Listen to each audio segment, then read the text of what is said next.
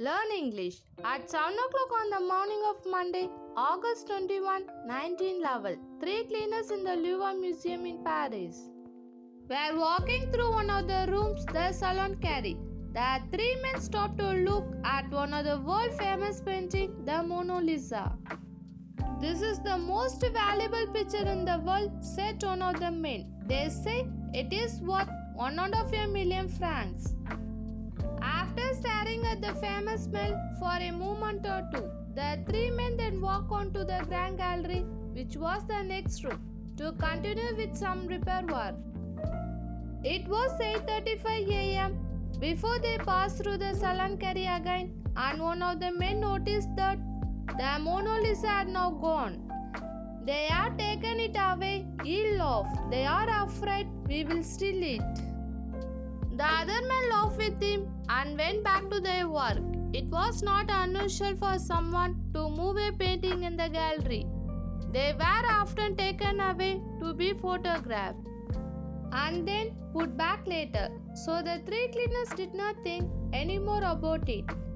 At 7:20 the next morning, Poupardin, one of the Louvre guards, passed through the salon car and noticed that the Mona Lisa was not in its place.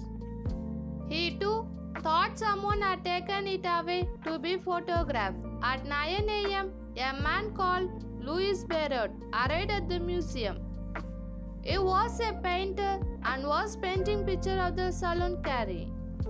"Where is the Mona Lisa?" he asked Poupardin. "It's being photographed," replied the guard. Barrot was annoyed. "What are they doing with it?" he asked himself. Then, early that afternoon, he told Poupardin to go and ask the photographer to send back the painting. "I don't have much more time," he said. Poupardin went away and came back quickly. "The picture is not there," he said exactly. "They don't have anything about it." And he hurried away to find his boss, George Benedict. At 3 p.m. afternoon, people were asked to leave the Louvre. "The museum is closing," they were told, but were not given any explanation. It was not until they read the newspaper the next day that most of them discovered the reason. Someone had stolen the Mona Lisa. The museum was closed for a week. Police believed that the famous painting might still be hidden somewhere inside, and they began to search. Everyone working at the museum had their fingerprint taken. Then the police found the empty frame from the Mona Lisa on some back stairs. Slowly, they began to put together their own picture of what had happened. The thief came to the museum on Sunday, August 20, and hid in the gallery's close. At 7:30 the next morning, he took the Mona Lisa, then went to another room and down the stairs, where the police later found the frame. He started to take the painting out of the frame, then went on to a door which led in a courtyard. The door was locked, so he had to take off the doorknob and break it open. He had only managed to take off the doorknob when he heard a noise, so he pushed the doorknob into his pocket and sat on the stair.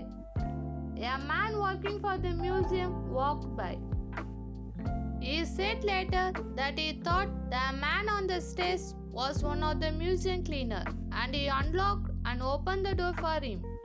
The thief went out in the courtyard, walked across it, and opened an unlocked door that led in the street. He ran out towards the pond, throwing the doorknob away as he ran. The police found it later. When the Louvre opened again, crowds hurried to look at the empty place on the wall of the Salon Carré. They could not believe their eyes. The Mona Lisa really had been stolen. Police cautioned hundreds of people, searched hundreds of houses, flats and rooms, took fingerprint and talked to other criminals. They also found a thumbprint on the glass in the empty picture frame, but they did not find the Mona Lisa, and as time went on, the people of France began to believe that they would never again see the famous picture they loved so much. Then one morning in November in 1930, Alfred Jarry, a man who bought and sold painting, opened a letter in his office in Florence, in Italy. The letter was from Paris, someone who signed his name as Leonard. The writer said that he was an Italian living in Paris. He said that he had stolen the Mona Lisa and wanted to return to Italy, where it belonged and where it had been before it.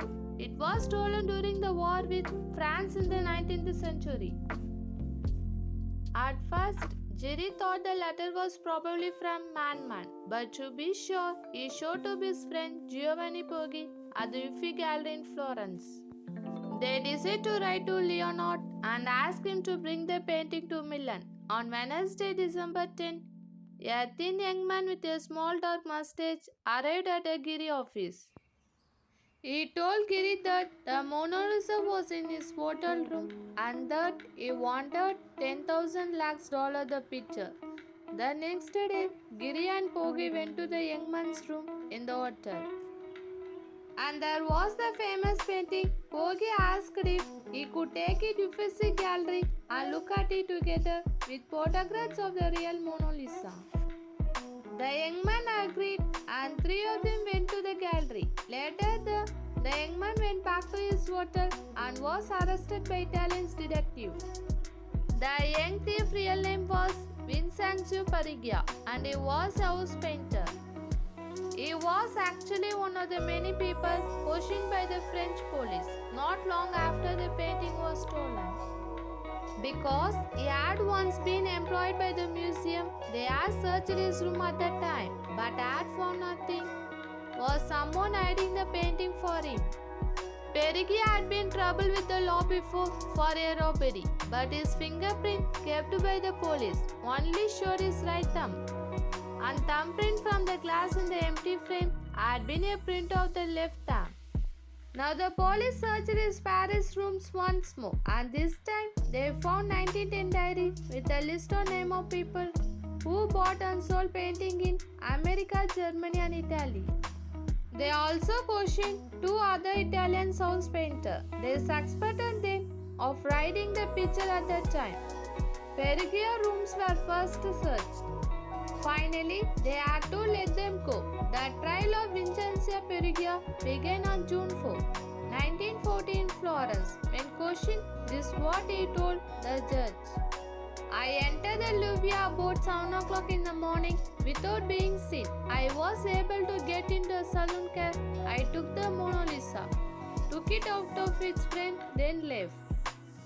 How did you leave? Asked the judge. The same way I came in, answered Perugia. He was sent to prison for 1 year and 15 days. But this was later shortened to 7 months. Some people believe that Perugia was working with other criminals, one of whom was a painter, and that they offered the missing Mona Lisa to rich Americans who collected painting. Each of the American collectors bought their Mona Lisa secretly, not realizing that it was forged by one of the criminals and that other forgers were being sold to. Could it be true? We may never know.